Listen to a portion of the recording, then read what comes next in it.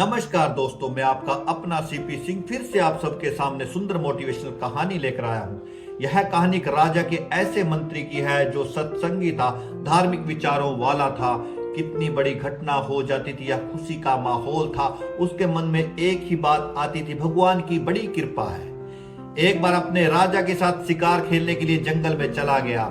राजा को शिकार जैसे ही दिखाई दिया, राजा ने कमान उठाई, जैसे ही उसमें तीर रखा, राजा का अंगूठा कट गया और खून निकलने लगा। मंत्री को फौरन बुलाया गया, लेकिन मंत्री के मुख से वही बात निकली कि भगवान की बड़ी कृपा हुई। राजा को क्रोध आया, उसको कारागार में डाल दिया गया। राजा जैसे ही उसको कारागार में डाला, मंत्री के मुख से फिर वही शब्द निकला कि भगवान की बड़ी कृपा हुई, क्योंकि वो सत्संगी था। उसको ये पता था कि भगवान मंगल भवन है, अमंगलहारी है। भगवान किसी का बुरा नहीं करते। उसके बाद राजा का ट्रीटमेंट किया गया।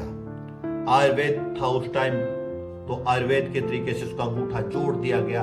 कुछ दिनों बाद फिर वह शिकार खेलने के लिए वन में चले गए।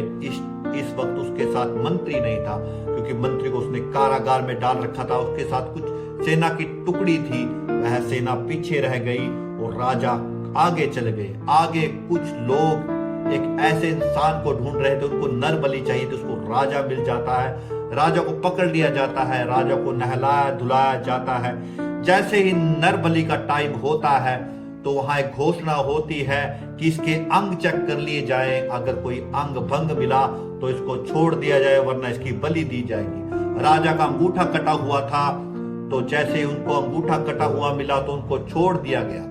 राजा वहां से घर आए। राजा ने सोचा कि मंत्री ने बात तो बड़ी पते ही कही थी, लेकिन मंत्री से जो जेल में सड़ रहा है, वो किस कारण सड़ रहा है। तब वह मंत्री के पास जाता है, मंत्री को सारा हाल बताता है और एक बात और पूछता है कि भगवान की कृपा इसमें क्या है कि आप जेल में सड़ रहे हो। तब मंत्री बोलता है कि प्रभु, अगर मैं आपके साथ चलता, बाय द वे आपको छोड़ दिया गया, लेकिन मैं तो आपके साथ साथ रहता, मुझे तो मार दिया जाता ना। इसलिए प्रभु, भगवान की ऐसे कृपा हुई, आपका अंगूठा कटा और मुझे कारागार में आपने डाल दिया।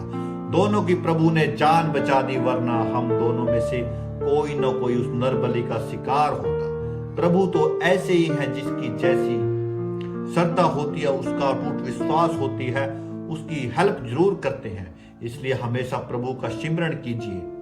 प्रभु का डर भी होना जरूरी है, क्योंकि आप गलत कार्य नहीं करोगे, गलत दिशा में नहीं जाओगे। जय सीता राम, राधे राधे।